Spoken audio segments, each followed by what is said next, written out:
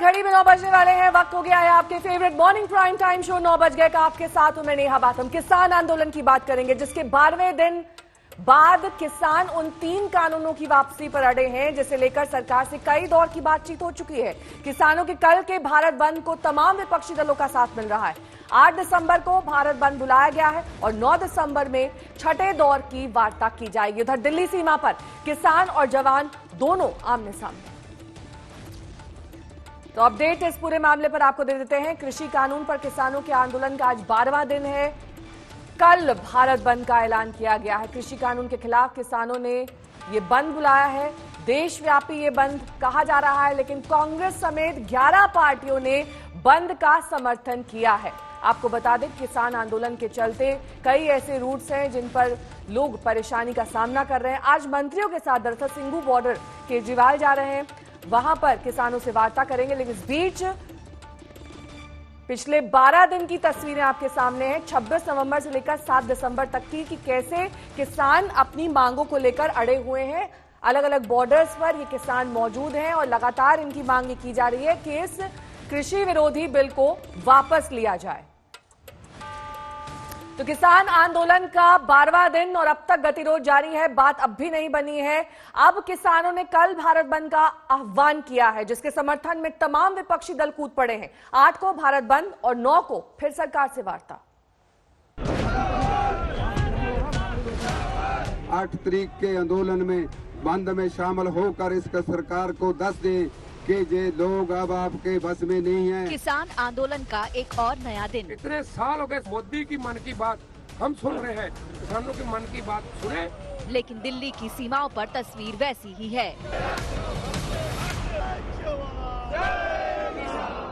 किसानों का जत्था लगातार दिल्ली बॉर्डर के अलग अलग इलाकों पर धरना देकर बैठा है। सुलह के रास्ते का इंतजार अभी भी बाकी है, लेकिन इससे पहले किसान अपनी तय रणनीति के तहत भारत बंद करने के फैसले पर अड़े हैं।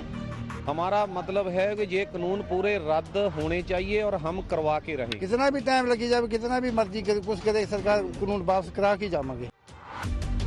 दिल्ली की सीमाओं पर डटे किसानों की महापंचायतों का दौर भी जारी है। भारत बंद को सफल बनाने के लिए किसान नेताओं के बीच लगातार बैठकें हो रही हैं। नहीं मानते हैं तो ये सोच रहे हैं कि हम राज करते रहेंगे, हम अपनी मनमानी चलेगी। तो ये तो ना मुगल रहे ना कोई राक्षस रहे जैसे, तो ये भी नहीं रहेगा। सिंघू बॉर्डर पर एक तरफ RAF के जवानों को फ्रंट लाइन पर तैनात किया गया, तो दूसरी ओर किसानों की तरफ से फ्रंट लाइन पर निहंग सरदार तैनात हैं। हाथों में तलवार कृपाण के साथ घोड़े के साथ मौजूद निहंग सरदार वक्त वक्त पर तलवारबाजी दिखा रहे हैं। भारत बंद के दौरान किसान आंदोलन को काबू में करने के लिए सरकार की तरफ से पूरी तैयारी की जा चुकी है। आंदोलन का केंद्र बन चुके सिंघू बॉर्डर पर दिल्ली पुलिस और अर्धसैनिक बलों के जवान रिहर्सल कर रहे हैं।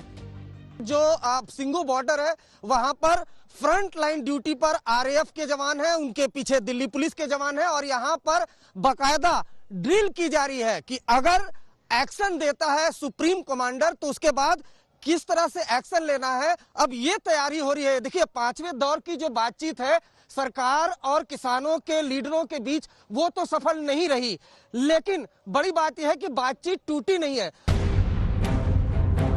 किसानों को मनाने की सरकार की अभी तक की सारी कोशिशें नाकाम साबित हुई हैं, लेकिन भारत बंद करने पर आमादा किसानों के समर्थन में लगातार इजाफा हो रहा है।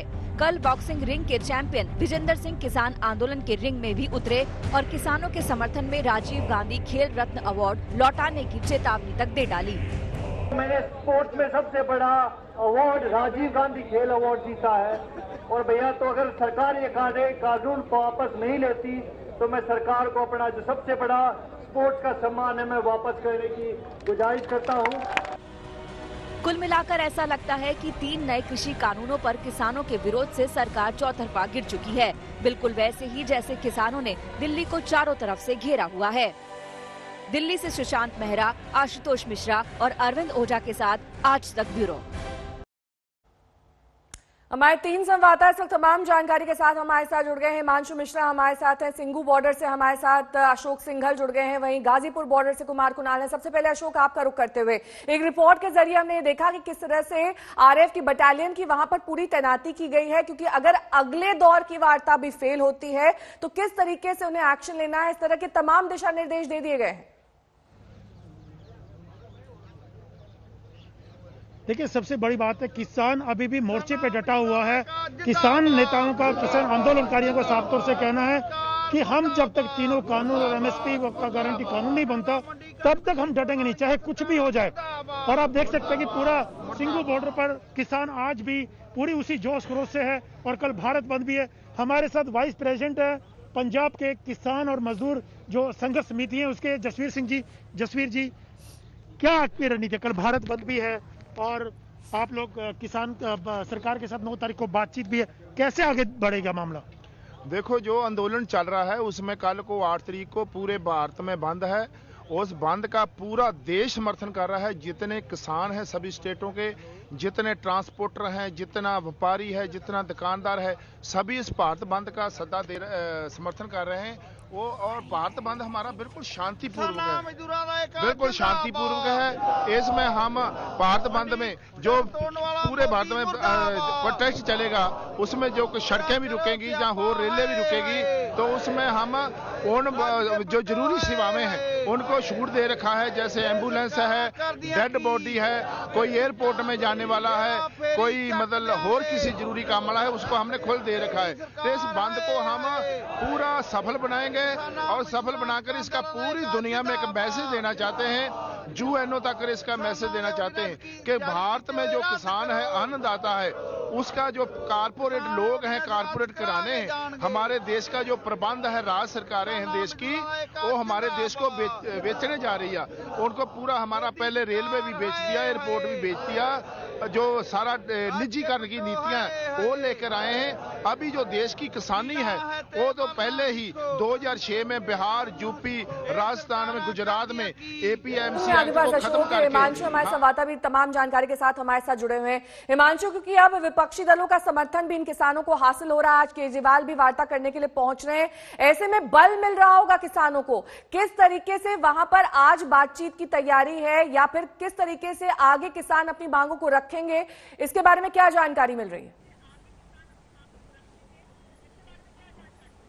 देखिए, बिल्कुल राजनीतिकरण हो रहा है, क्योंकि राजनीतिक दलों ने जो है इन किसान संगठनों को जो भारत बंद करने जा रहे हैं उसका समर्थन करने का ऐलान किया है। और यही शायद सरकार भी चाहती थी कि पता चले कि इसके पीछे जो है किसान संगठनों को नहीं है बल्कि राजनीतिक दल है। और ये बात अब खुलकर सामने आने लगी है। जिस तरीके से लेफ्ट पार्टी से लेकर आम आदमी party, Samajwadi party, RJD, Congress ने समर्थन दिया है, उससे अब ये जाहिर होने लगा है कि ये जो किसान आंदोलन है इसके पीछे राजनीतिक मंशा है, राजनीतिक दल है। और 5वें दौर की बात जब सफल नहीं हो पाई और ये किसान संगठन इस बात को लेकर अड़ गए कि तीनों बिलों को वापस किया जाना चाहिए, ना कि उनमें कोई संशोधन चाहिए। सरकार 5 संशोधन करने के लिए नेहा तैयार थी। जब किसान संगठन अड़ गए तो कृषि मंत्री ने आश्वासन दिया। हिमांशु, थोड़ी तकनीकी दिक्कत आ रही है, किसानों की ही बात करेंगे एक बार फिर और बात करेंगे कि कैसे भारत बंद को अब सियासी समर्थन मिलने लगा है। 11 दलों ने खुलकर भारत बंद का समर्थन कर दिया और इनमें कांग्रेस के साथ साथ SP, BSP, Congress, TMC, Shiv Sena, सारे दल शामिल हो गए। दिल्ली में पिछले 11 दिनों से जारी किसान आंदोलन के चूल्हे पर राजनीतिक कड़ाइयां चढ़नी शुरू हो गई। कोई भी विपक्षी दल इस दावत के मौके को हाथ से जाने नहीं देना चाहता। किसान आंदोलन में बिन बुलाए राजनीतिक मेहमानों की लिस्ट बढ़ती ही जा रही है, जिसमें प्रमुख नाम इस प्रकार हैं: कांग्रेस पार्टी, राष्ट्रीय कांग्रेस पार्टी, समाजवादी पार्टी, शिरोमणि अकाली दल, तेलंगाना राष्ट्र समिति, राष्ट्रीय लोक दल, तृणमूल कांग्रेस, आम आदमी पार्टी और इसके अलावा लेफ्ट पार्टियां भी। यानी किसान आंदोलन में तमाम विपक्षी दल अपने अपने स्वादानुसार मेन्यू तय कर चुके हैं। कोई सिर्फ जुबानी समर्थन दे रहा है तो कोई भारत बंद में किसानों के साथ कंधे से कंधा मिलाकर साथ देने के लिए तैयार बैठा है। जो किसानों के समर्थन में भारत बंद का आह्वान हुआ है उसका पूरे तौर पे समर्थन कांग्रेस पार्टी का है।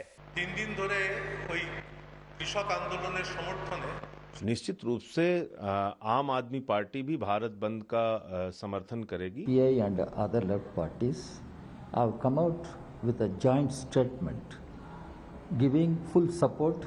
समाजवादी पार्टी के मुखिया अखिलेश यादव मोदी सरकार का शायराना अंदाज में विरोध कर रहे हैं। हमारी समाजवादी पार्टी का भी उन किसानों के मुद्दे को समर्थन है। महाराष्ट्र में तो किसान आंदोलन और भारत बंद को सफल बनाने के लिए महाविकास अघाड़ी गठबंधन में बैठकों का दौर चल रहा है। एनसीपी प्रमुख शरद पवार तो मोदी सरकार को बिन मांगे सलाह दे रहे हैं कि किसान की मांगे मान ली जाएं, वरना अच्छा नहीं होगा। मला स्वतःला असं वाटतं की असं जर राहिलं तर ते फक्त दिल्लीपुरतं सीमित राहणार नाही, देशाच्या कानाकोपऱ्यातील लोक शेतकऱ्यांच्या पाठीशी उभे राहतील। किसान आंदोलन के बहाने मोदी सरकार को घेरने के लिए अब विपक्ष के नए नए गठबंधन तैयार हो रहे हैं। अब जब सारे विपक्षी दल एक होकर किसान आंदोलन पर मोदी सरकार को घेरने का मौका बना चुके हैं, तो मोदी सरकार भी अपने बचाव में एक्शन लेगी। तो ले लिया एक्शन। पटना के मशहूर गांधी मैदान में तेजस्वी यादव बैठे थे अपने समर्थकों के साथ किसानों के समर्थन में।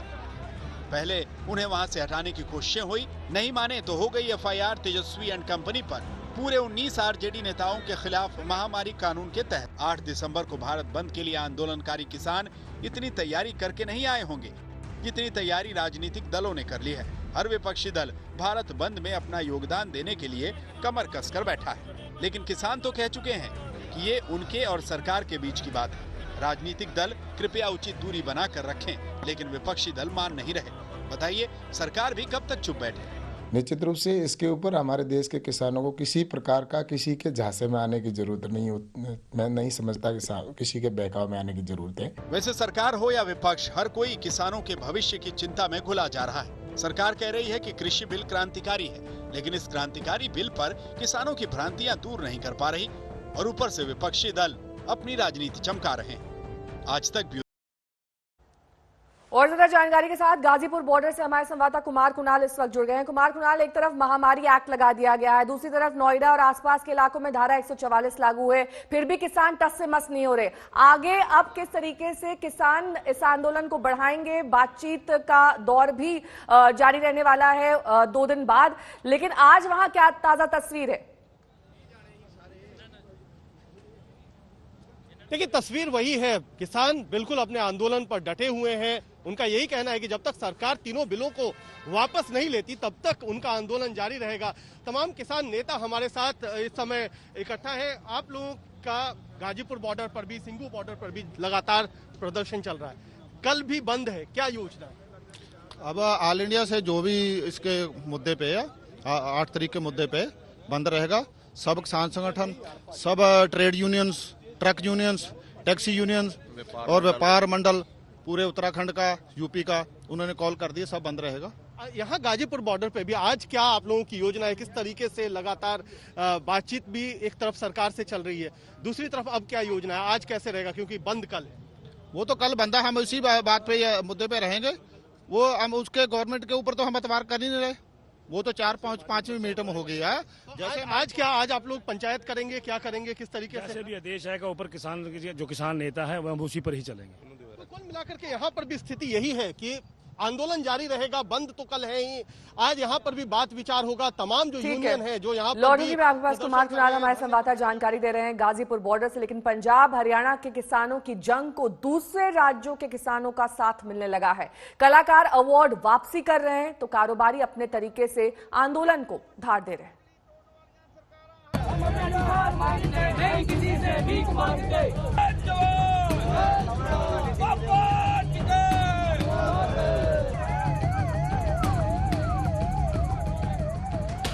दिल्ली में चल रहे किसान आंदोलन की गूंज अब पूरे देश में सुनाई देने लगी है। अलग अलग राज्यों के किसान और दूसरे संगठन भी किसानों के समर्थन में सड़कों पर आने लगे हैं। कल दिल्ली से लगे नोएडा में किसानों की महापंचायत हुई और सबने आंदोलन के समर्थन में दिल्ली कूच करने का फैसला किया।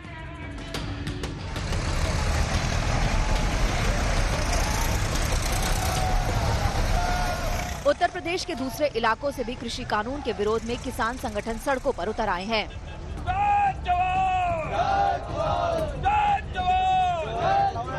शामली से किसानों का हुजूम दिल्ली कूच कर चुका है, इसीलिए खेती की जिम्मेदारी महिलाओं ने संभाल रखी है। महिलाएं खेतों में जाकर गन्ना काटकर छील रही हैं और पशुओं का चारा घर पर ले जा रही हैं। शामली से दिल्ली में प्रदर्शन कर रहे किसानों के लिए दूध भेजा जा रहा है। हम सब लोग हैं, किसान पूरा वहाँ पे जा रहा है, हम सब लोग भी वही हैं। तो जो हमारे खेत में हमारे एक तो एक आध परिवार के मेंबर हैं, उनके साथ जो हमारे घरों की महिलाएं हैं में सहयोग कर रही और वहीं उनमें पशुओं के चारे का और इन सब का प्रबंध कर रही। और हमारे सब इसमें ये भी कर रखा आगे कुछ किसान दिल्ली चले जाएं, कुछ मिलके एक दूसरे का सहयोग कर लें। और ज़्यादातर इसमें हमारे घरों की महिलाएं बहुत बढ़ चढ़ के बेचारी मेहनत कर रही और वो हमें प्रेरित कर रही कि आप जाओ और किसान की लड़ाई लड़ो, यहाँ का काम हम देखेंगे।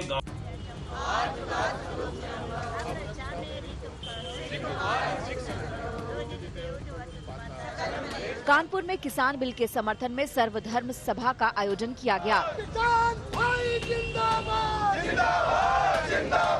इस आयोजन में किसान आंदोलन के समर्थन में आवाज उठाई गई और जय जवान जय किसान के नारे लगे। किसान एकता जिंदाबाद, जिंदाबाद, जिंदाबाद। जो अध्यादेश पारित हुआ है जिसके रोष में आज पूरे हिंदुस्तान के किसान विरोध कर रहे हैं, हमारी उस ईश्वर से ये प्रार्थना है कि ईश्वर सत्ताधारों को सद्बुद्धि दे ताकि वो किसानों के हित में नहीं देश के हित में ऐसे काम करें जो देश के भले के लिए हो। और हम उस तहरीक को जो चल रही है दिल्ली में उसकी हिमायत का ऐलान करते हैं और हम अपनी गवर्नमेंट से बहुत इल्तिजा करते हैं, गुजारिश करते हैं कि इस तरह के कानून से मुल्क को बचाए जिससे कि आवाम मुत्तफिक न हो, ताकि किसानों की मेहनत और वो जो उपज में पूरा उन्होंने जीवन व्यतीत किया है उसको नष्ट कर दें। उसमें संशोधन नहीं, उस बिल को पूरी रीति से वापस लेना चाहिए।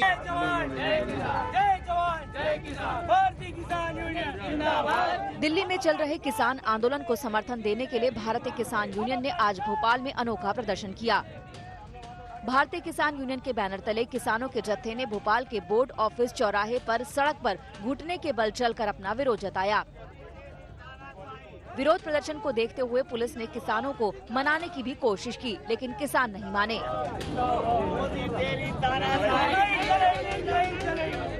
भारतीय किसान यूनियन के प्रदेश अध्यक्ष अनिल यादव ने कहा कि जो किसान दिल्ली नहीं जा पाए वो भोपाल में प्रदर्शन कर सरकार से कानून वापस लेने की मांग कर रहे हैं। पानीपत में पेट्रोल पंप मालिक किसानों के समर्थन में आगे आ गए हैं। 8 तारीख को भारत बंद के दौरान पानीपत और सोनीपत पेट्रोल पंप यूनियन भी अपने पंपों को बंद करेंगी। पेट्रोल पंप एसोसिएशन ने कहा कि किसानों की लड़ाई में हम भी सहयोग देंगे। कि 8 तारीख को जो महाबंद राष्ट्रीय स्तर पर बुलाया गया है, हम उसका पूर्ण समर्थन करते हैं।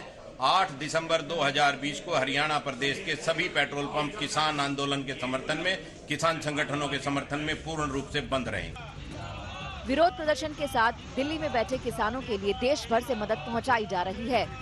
झज्जर से फल, दूध, लस्सी की खेप लगातार दिल्ली के टिकरी बॉर्डर पर भेजी जा रही है। आज तक ब्यूरो। और इस बीच इस वक्त की बड़ी खबर आपको बता दें, दिल्ली से खबर आ रही है जहां पर 5 आतंकियों को पुलिस ने गिरफ्तार किया है। दरअसल इनका संबंध खालिस्तानी संगठन से बताया जा रहा है। ये कहा जा रहा है कि पुलिस से मुठभेड़ के बाद इन 5 आतंकवादियों को दिल्ली से गिरफ्तार किया गया है। आतंकियों का संबंध खालिस्तानी संगठन से हो सकता है। सूत्रों के हवाले से ये जानकारी मिल रही है। पुलिस से मुठभेड़ के बाद 5 आतंकी अब गिरफ्तार कर लिए गए।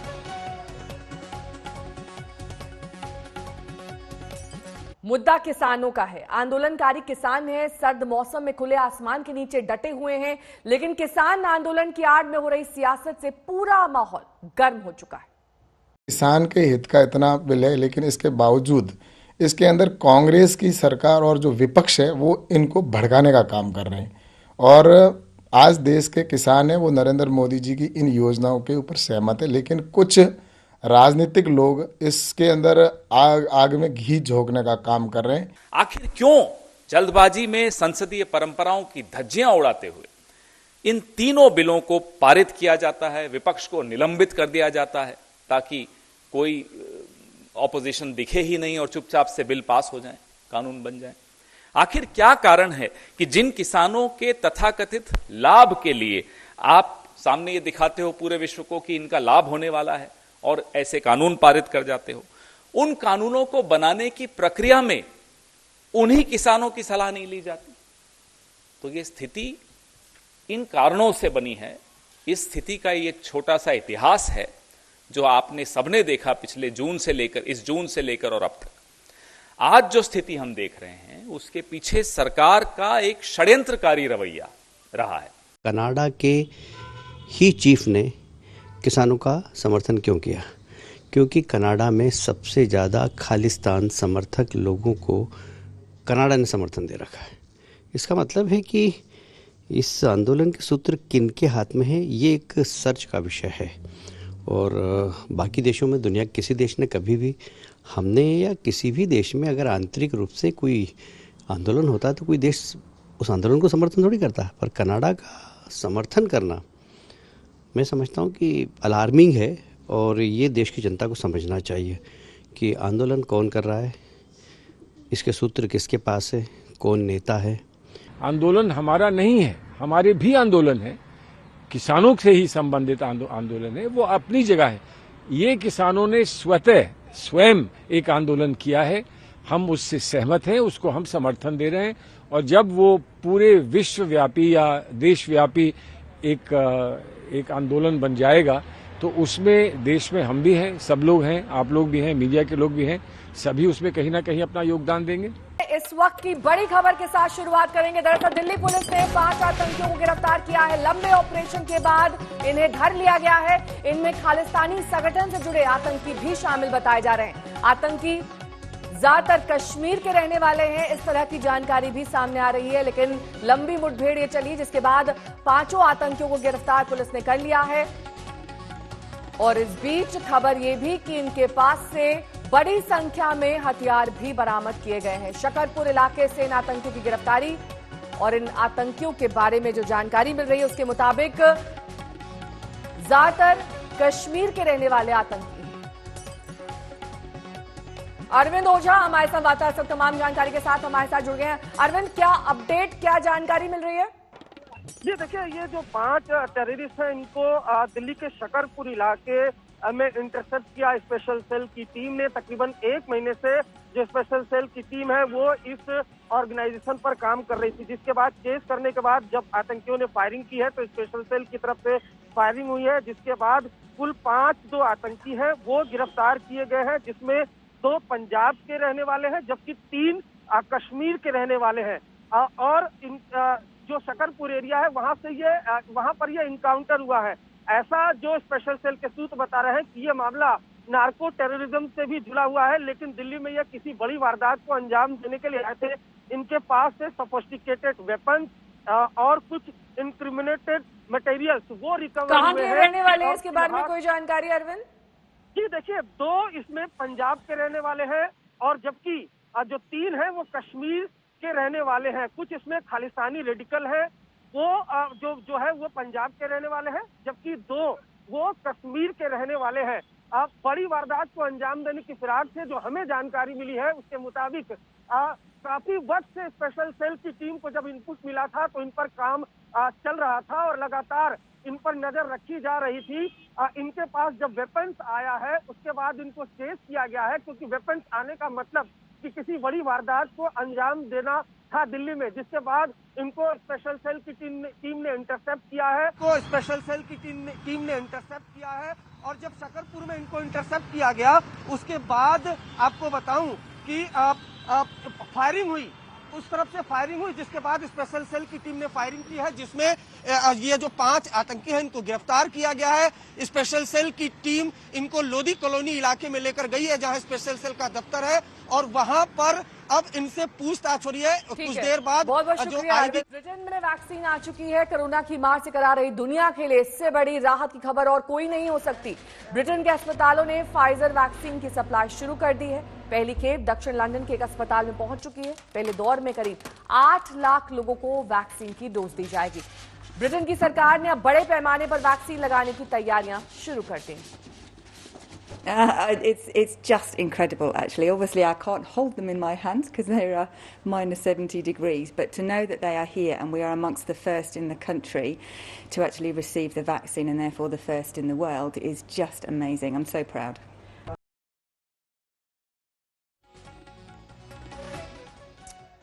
और फिलहाल अब वैक्सीन लगाने की तैयारियां शुरू कर दी गई हैं लंदन में। यहां पर इसे कैसे स्टोर किया जाए, किस तरीके से इसका वितरण किया जाए, इस तरह की तमाम डिटेल्स तैयार की गई हैं। 8 लाख लोगों को पहले डोज लगाई जाएगी, उसके बाद यह सुनिश्चित किया जाएगा कि इस वैक्सीन की और डोज लंदन में पहुंचे, क्योंकि ज्यादातर लोग वैक्सीन लगाने के लिए अस्पतालों में पहुंचेंगे। ऐसे में कैसे इसको लेकर इंतजाम किए जाएं, इसकी भी तैयारियां की जा रही हैं। पहली खेप हालांकि लंदन के एक अस्पताल में पहुंच चुकी है।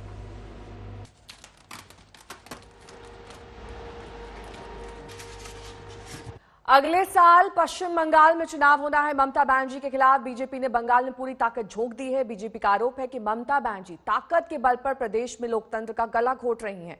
पश्चिम बंगाल के राज्यपाल और ममता के बीच तल्खियां भी तेज हो रही।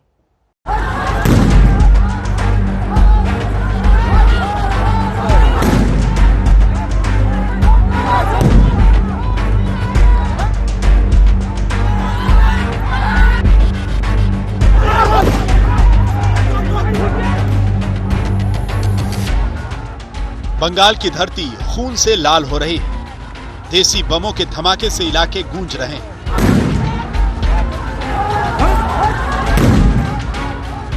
हर दूसरे दिन राजनीतिक हिंसा, हर दूसरे दिन खूनी संघर्ष। राजनीतिक हिंसा की इस आंधी में जान की कोई कीमत बची नहीं है। बीजेपी और टीएमसी कार्यकर्ताओं के बीच सत्ता संघर्ष अब बंगाल की रक्त चरित्र राजनीति की सच्चाई है।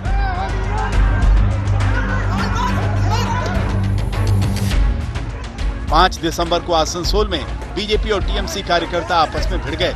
बमों से हमला हुआ, आगजनी की गई।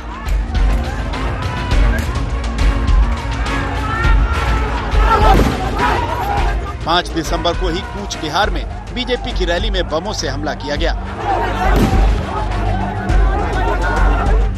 कोलकाता में बीजेपी का कैंप दफ्तर फूंक दिया गया।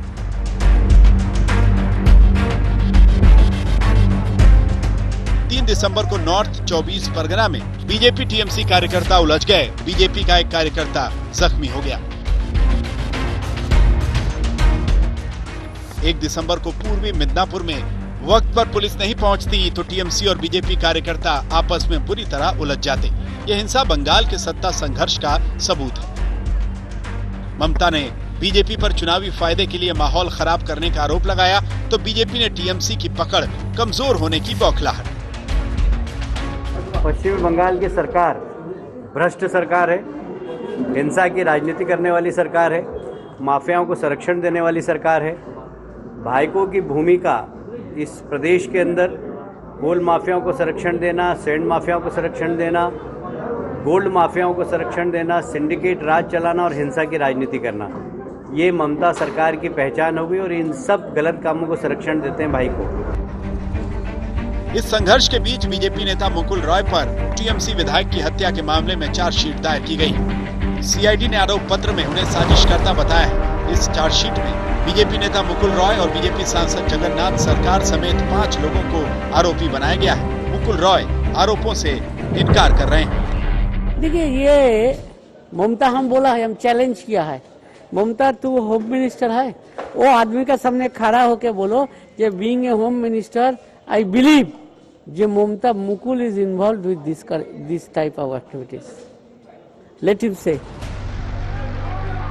9 फरवरी 2019 को कृष्णगंज विधानसभा क्षेत्र से टीएमसी विधायक सत्यजीत बिस्वास की हत्या हो गई थी। बिस्वास जब अपने क्षेत्र में एक सरस्वती पूजा कार्यक्रम में हिस्सा लेने गए थे तब उन्हें पॉइंट ब्लैंक यानी बिल्कुल सामने से गोली मार दी गई। मार्च 2020 में सीआईडी ने मुकुल रॉय से पूछताछ की। मुकुल रॉय कोलकाता हाई कोर्ट से फिलहाल अंतरिम जमानत पर हैं। बीजेपी ने चुनाव से कुछ दिन पहले मुकुल रॉय पर चार्जशीट को ममता का चुनावी स्टंट और दबाव बनाने की राजनीति बताया है। बंगाल के लिए कोई नया विषय नहीं है कि कार्यकर्ताओं को के ऊपर अन्याय और अत्याचार करके, झूठे मुकदमे करके उनको जेलों में बंद किया जाए।